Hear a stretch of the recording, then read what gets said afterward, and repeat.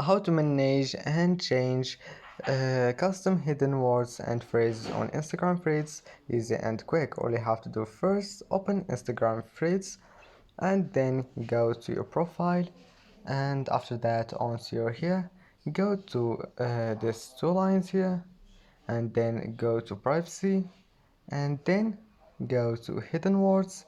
And now all you have to do, just click manage custom words and phrases. Now just type anything you want to hide, and then just click on if you want to turn it on, and that's it. Then I hope that can help you. Just go back, it will be saved, and that's it for today's video. If you want if this video is helpful for you, all you have to do, just don't forget to like and subscribe, and thank you for watching this video until the end, and see you in the next video.